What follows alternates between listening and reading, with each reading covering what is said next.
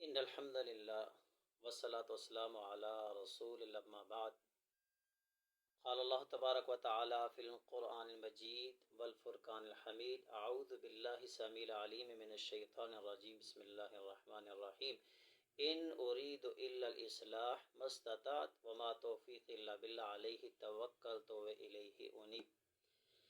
میں اکثر آپ سے گزارش کرتا رہتا ہوں کہ بہت جید علماء کرام موجود ہیں، لیکن ہم جیسے ناکارہ لوگ بھی یہاں کیمرے کے آگے بیٹھ جاتے ہیں صرف یہ سوچ کر کہ شاید یہ چند الفاظ ہماری نجات کا ذریعہ بن جائیں۔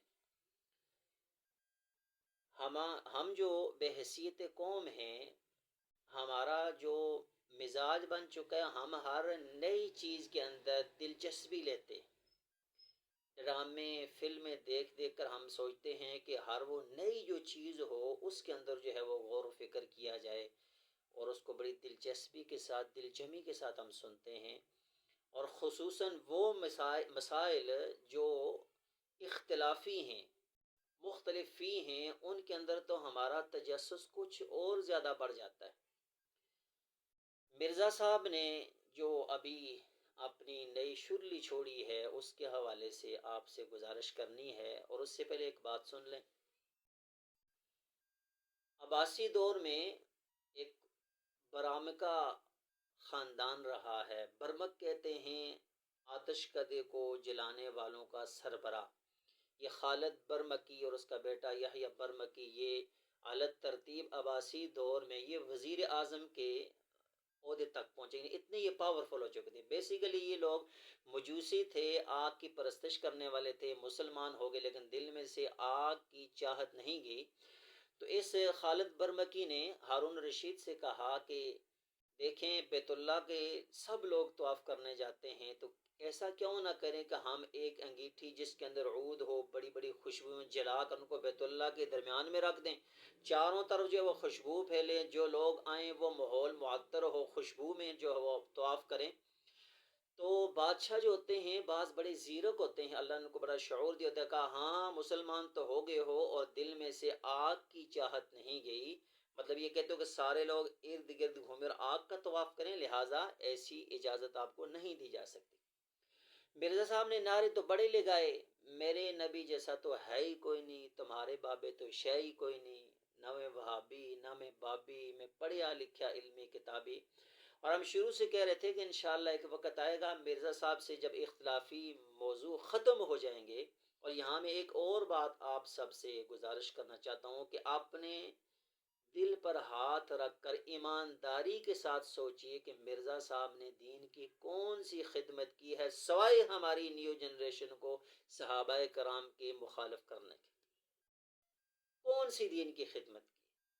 صرف ایک ٹاپک کو لے لیا جناب امیر معاویہ رضی اللہ تعالیٰ کے حوالے سے، اور جو کہتا تھا نا کہ یہ اختلاف ڈالتے ہیں، امت میں تفرقہ پیدا کرتے ہیں تمام مکاتب فکر کے۔ میں سمجھتا ہوں کہ جتنا تفرقہ، جتنا اختلاف، جتنا لوگوں کو دین سے متنفر اس مرزے نے کیا ہے، میری آبزرویشن کے مطابق اتنا شاید کسی دوسرے بندے نے نہ کیا۔ اور صحابہ کرام وہ مقدس ہستیاں جن کے بارے میں ہم بات کرتے وقت ہچکچاہٹ ہماری نیو جنریشن محسوس کرتے، ڈرتے تھے، خوف کھاتے تھے، ایمان کے ضائع ہونے کا جو خطرہ تھا، آج واللہ العظیم وہی ہماری نیو جنریشن صحابی رسول کاتب ہوئی جناب امیر معاویہ رضی اللہ تعالی عنہ کے حوالے سے اس طرح کی باتیں کرتے ہیں کہ بندہ سوچ بھی نہیں سکتا۔ حالانکہ نہج البلاغہ اہل تشیع کی بڑی معتبر کتاب، اس کے اندر لکھا ہے جناب حضرت علی رضی اللہ عنہ کا خطبہ حوالے کے ساتھ، دلیل کے ساتھ، کہ میں نے سب سے پہلے حضرت بکر صدیق کی بیعت کی اللہ اور اس کے رسول کا حکم سمجھ کر، پھر میں نے عمر بن خطاب کی بیعت کی، اور عمر وہ تھے جس نے ٹیڑوں کو سیدھا کیا، پھر میں نے عثمان کی بیعت کی، وہ بھی اللہ اور اس کے رسول کا حکم سمجھ کر، اور پھر میں معاویہ سے لڑا اس لیے نہیں، لا نستزیدہم، ہم دونوں میں سے کوئی ایک بھی اللہ پر ایک دوسرے سے بڑھ کر ایمان نہیں رکھتا، یعنی ہم دونوں اللہ کو ایک طرح ہی مانتے ہیں، رسول اللہ کو ایک طرح مانتے ہیں، کتاب اللہ کو ایک طرح مانتے ہیں۔ الامر الواحد، بات صرف اتنی سی ہے کہ دم عثمان کے حوالے سے ہمارے اختلاف ہو گیا، وگرنہ جتنے ہم مسلمان ہیں معاویہ بھی اتنے ہی مسلمان۔ اور آج معاذ اللہ من ذالک میں کلپ سن رہا تھا، اس ملعون کی زبان، خدا اس کو جو ہے وہ دنیا اور آخرت میں رسوا کرے اگر یہ توبہ کا اہل نہیں ہے. کہ کیا کہہ رہا ہے کہ ہم سے یزید کے باپ کے بارے میں بات نہ کرو، تو اپنے باپ کے بارے میں اس طرح کا بھی بات کرتا ہے جس طرح امیر المؤمنین حضرت علی جن کو کلیئر کر دیں کہ ہم دونوں مسلمانوں کے بارے میں اس طرح کی بات کرتا ہے. وہ تو ہوگا انشاءاللہ حساب کتاب. تو اس سے جس طرح تو نے لوگوں کو مخالف کیا. تو اب نئی جو شرلی مرزا صاحب نے چھوڑی ہے، مرزا صاحب کہتے ہیں کہ کچھ جگہیں ایسی ہوتی ہیں جہاں پر کھڑا ہو کر بندہ دعا کرے اس کی دعا قبول ہوتی ہے، اور ان میں نبی صلی اللہ علیہ وسلم کی قبر مبارک کو بھی مینشن کیا کہ وہاں کھڑی ہو کر آپ دعا کریں تو آپ کی دعا قبول ہوگی. اسی طرح حسنین کریمین رضی اللہ تعالیٰ عنہما کی قبر پر اس طرح جو صحابہ کرام ہیں جو ہے کلیئر اولیاء اللہ ہے. اور پھر وہ آپ کو پتہ ہے کہ اس نے اپنے نام کے ساتھ مولانا نہیں لکھا ہوا جس سے ہماری جنریشن کو چڑ ہوتی ہے، وہاں سے لکھا انجینئر. اور پھر وہ تھوڑا سا منہ چبا کر کے انگلش بھی بول رہتا ہے کہ نبی صلی اللہ علیہ وسلم کی قبر تو پلینٹ ارتھ میں شامل ہی نہیں ہوتی. بھائی کس میں شامل ہوتی ہے؟ پلینٹ ارتھ میں نہیں. کیا زمین پر نہیں نبی صلی اللہ علیہ وسلم کی قبر؟ کہاں پر ہے؟ وہ عرش پر ہے، آسمان پر ہے، کہاں ہے؟ زمین پر ہی تو ہے نا بھائی قبر مبارک. ہمارا یہ عقیدہ ہے سب سے بڑا مرتبہ اللہ کا، اس کے بعد سب سے بڑا مرتبہ انبیاء کرام کا، نبیوں میں سے سب سے بڑا مرتبہ محمد رسول اللہ صلی اللہ علیہ وسلم کا. تلک الرسل فضلنا بعضهم علی بعض، ہم نے بعض رسولوں کو بعض پر فضیلت دی. لیکن نبی صلی اللہ علیہ وسلم کی جو قبر مبارک ہے اس کے اندر آپ کی زندگی کیسی ہے؟ یہاں تک تو حدیث میں ملتا ہے کہ اللہ نے جہنم پر حرام کر، زمین پر حرام کر دیا کہ وہ انبیاء کے جسموں کو کھائے. اللہ نے زمین پر یہ حرام کر دیا کہ وہ انبیاء کے جسموں کو کھائے، یعنی کہ انبیاء جہاں جہاں جس جگہ اپنی قبروں میں ہیں وہ ان کی باڈیز مکمل حالت میں ہیں. ان کی وہاں پر برزخی زندگی کیا ہے اس کے لیے اللہ نے ایک لفظ بولا، وَأَنْتُمْ لَا تَشْعُرُونَ، تمہیں شعور نہیں ہے. جب علیم بذات الصدور سب کچھ سکھانے والا وہ کہتا تمہیں نہیں پتا، تو ہم پھر یہاں بحث کرنے کے لیے بیٹھیں گے؟ ضرورت ہی نہیں. آپ قبر میں کس کنڈیشن میں ہیں، کس حالت میں ہیں، کیا ہیں، یہ ہمارا موضوع ہی نہیں ہے. صرف مرزا صاحب نے کہا کہ وہاں کھڑے ہو کر دعا کریں تو قبول ہوتی ہے. دلیل کیا دیجیے کہ وہ شاعر اللہ میں سے ہیں. کہاں شاعر اللہ؟ کہاں ہیں اللہ کے شاعر؟ کیا مرزا صاحب کو یہ بھی پتہ کہ شاعر اللہ کیا ہوتے ہیں؟ صفا مروہ کی مثال دی، ٹھیک ہے جی، اور بیت اللہ کا طواف یہ بھی ٹھیک ہے جی، مانتے ہیں. تو شاعر اللہ میں سے کہ یہاں پر دعائیں قبول ہوتی ہیں، تو شاعر اللہ میں سے قربانی کے جانور بھی ہیں. مرزا صاحب قربانی کے جانوروں کے اوپر کیسے دعا قبول ہوگی؟ کیا اس کے اوپر بیٹھ کر دعا کریں گے وہ قبول ہوگی؟ اس کی کھال کو اتار کر دعا کریں گے قبول ہوگی؟ اس کو ذبح کرتے وقت دعا کریں گے قبول ہوگی؟ شاعر اللہ میں تو پھر بہت ساری چیزیں آتی ہیں. تو نبی صلی اللہ علیہ وسلم کی قبر مبارک کے لیے دوسری جو نے دلیل دی کہ ما بین بیتی و منبری روضۃ من ریاض الجنہ، میرے گھر سے لے کر میرے ممبر تک جو جگہ ہے وہ جنت کے ٹکڑوں میں سے ایک ٹکڑا ہے. بالکل ہے. آپ نے کہا کہ آپ کے گھر جو ہے وہ شاعر اللہ، وہاں پر دعا قبول ہوگی. پھر ساتھ اماں جی حفصہ کا گھر تھا، عمر بن خطاب کی بیٹی ہے، وہاں بھی ہونی چاہیے. ساتھ جناب میمونہ کا گھر ہے جو جناب ابو سفیان رضی اللہ تعالیٰ کی بیٹی ہے، وہاں بھی ہونی چاہیے.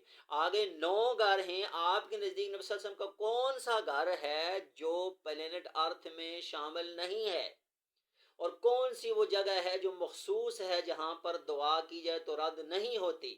آپ نے کہا ہے میرے گھر سے لے کر میرے ممبر تک یہ جو بیچ میں راستہ ہے یہ بین ود کے لیے نہیں آتا، یہ درمیان کے لیے آتا ہے. کہ یہ جو بیچ میں جو جگہ بنتی ہے، میں اپنے گھر سے باہر نکلتا ہوں اور اپنے ممبر پر جاتا ہوں، یہ جو ایریا جنت کے ٹکڑوں میں سے ایک ٹکڑا ہے. میرا صاحب آپ سے بڑے جید علماء کرام سعودیہ عربیہ میں اللہ نے پیدا کیے، اور آج سے نہیں صدیوں سے آتے آ رہے ہیں. جن میرے بھائیوں نے وہاں پر عمرہ کیا، حج کیا، وہ دیکھ سکتے ہیں کہ وہاں پر انہوں نے گرین جو ہے کلر کا کارپٹ بچھایا تھا جو ریاض الجنہ کا ایریا تھا. اب شاید چینج ہو گیا ہے. تو میرا صاحب حضور نے اپنے ممبر سے گھر تک کہا ہے، گھر کو اس میں شامل نہیں کیا. گھر کو اگر شامل کیا ہے تو 9 بیویوں کے گھر ہیں. آپ کے نزدیک کون کون سا گھر وہ ہے جہاں پر دعا قبول ہوتی ہے؟ آپ کی قبر مبارک پر دعا قبول نہیں ہوتی. اس کی دلیل میں آپ کو دیتا ہوں. حضرت عمر بن خطاب رضی اللہ تعالیٰ کے دور میں بارش نہیں ہو رہی تھی. آپ نے کہا حضرت عباس رضی اللہ تعالیٰ کو بلاؤ جو آپ صلی اللہ علیہ وسلم کے چچا تھے. ان کو بلائے گا. کہا ہے اللہ پہلے ہم آپ کے نبی صلی اللہ علیہ وسلم سے دعا کرواتے تھے، اللہ ہماری دعاؤں کو سنتے تھے. اب وہ ہمارے اندر موجود نہیں ہیں. یا اللہ یہ ان کے چچا ہیں دعا کر رہے ہیں، یا اللہ ان کی دعا کو قبول فرما، یا اللہ ہم پر رحمت کی بارش برسا۔ اللہ نے بارش برسائی۔ جناب عمر بن خطاب رضی اللہ تعالی عنہ نے یہ نہیں کہا کہ بھائی سارے لوگوں کو اکٹھا کرو، نبی صلی اللہ علیہ وسلم کے روضہ مبارک پر چلتے ہیں، وہاں جا کر دعا کرتے ہیں، شاعر اللہ ہے، دعا قبول ہونے کی جگہ ہے، عظمت والی جگہ ہے، وہاں کھڑے ہو کر اللہ سے گڑ گڑاتے ہیں، ہم کون سا رسول اللہ سے مانگ رہے ہیں بقول مرزا صاحب، صرف وہاں درود پڑھ کر دعا کرتے ہیں اللہ بارش دیں گے۔ ایک بارش کے قطرے کے لیے صحابہ کرام نے اپنے عقیدے کو اتنا مضبوط کیا کہ ایک زندہ ولی کو لا کر ان سے دعا کروائی، خود صحابہ کرام نے وہاں جا کر دعا کھڑے ہو کر نہیں کی، تو معلوم ہوا کہ آپ صلی اللہ علیہ وسلم کی قبر مبارک انتہا درجے کی محترم جگہ، عظمت والی، مرتبے والی، مقام والی، لیکن عقیدے کی جب بات آتی ہے تو وہاں کھڑے ہو کر دعا کو یہ مائنڈ میں رکھنا کہ یہاں جو ہم دعا کریں قبول ہوگی، یہ غلط عقیدہ ہے۔ مرزا صاحب آہستہ آہستہ یو ٹرن لیں گے، وہاں سے کرتے کرتے وہ سلطان باؤ بھی آئیں گے، داتا دربار بھی آئیں گے، پھر سیون شریف بھی جائیں گے، پھر جناب عبداللطیف بٹائی رحمہ اللہ کے دربار پر بھی جائیں گے۔ ہم نے اس لیے کہا تھا کہ مرزا صاحب بیلنس میں رہیں کہ کل آپ کو کہیں یو ٹرن نہ لینا پڑے۔ تو عقیدہ یہ ہے کہ دعائیں اللہ قبول کرتا ہے، عقیدہ یہ ہے کہ دعا وہ قبول ہوتی ہے اس طریقے سے ہوتی ہے جو رسول اللہ نے بتائی ہو، عقیدہ یہ ہے کہ دعا وہاں قبول ہوتی ہے جو رسول اللہ نے بتایا، جس طرح فرض نماز کے بعد دعا قبول ہوتی ہے، قرآن کی تلاوت کے بعد دعا قبول ہوتی ہے، جہاد کے میدان میں دعا قبول ہوتی ہے، بارش اتر رہی ہو تو دعا قبول ہوتی ہے، ماں باپ دعا کریں اولاد کے لیے، اولاد ماں باپ کے لیے کریں، دعا قبول ہوتی ہے۔ اس کے علاوہ بعض روایات ملتا ہے کہ جب میت کی آنکھیں بند کریں تو اس وقت بھی دعا کریں تو قبول ہوتی ہے۔ یہ جگہیں تو ہیں جو رسول اللہ نے بتائی، جو سنت ہیں، جو مرزا صاحب لوگوں کے عقائد بگاڑ رہے ہیں۔ میں اپنے یوتھ سے کہوں گا، نیو جنریشن سے کہوں گا کہ سوائے رسول اللہ صلی اللہ علیہ وسلم کی ذات کے کوئی ہستی ایسی نہیں ہے کہ آنکھیں بند کر کے جس کی بات پر عمل کیا جائے۔ مرزا صاحب نے جو دلیل دی کہ رسول مکرم کی قبر مبارک اللہ کی نشانیوں میں سے ایک نشانی ہے، تو پھر زمین پر متعدد نشانیاں ایسی ہیں جو رسول اللہ نے اپنی زندگی میں یہ نہیں بتائی کہ بھائیو جد الانبیاء کی قبر اللہ کی نشانی میں سے نشانی، وہاں جا کر دعا کیا کرو، جناب یوسف کی قبر پر دعا کیا کرو، جناب اسماعیل کی قبر پر جا کر دعا کیا کرو۔ دعا اللہ سے ہوتی ہے، اللہ کے آگے ہوتی ہے، اللہ سے مانگا جاتا ہے۔ ایاک نعبد و ایاک نستعین، دعا ایک عبادت ہے اور عبادت صرف اللہ کی جاتی ہے۔ اللہ کریم ہمارے عقائد کو ایسے مفسد اور شرارتی لوگوں سے محفوظ رکھے۔ یہ مرزا کا عقیدہ ہے، قرآن و سنت نہیں ہے۔ اللہ ہمیں عمل کرنے کی توفیق عطا فرمائے۔ وما توفیقی الا باللہ، علیہ توکلت و الیہ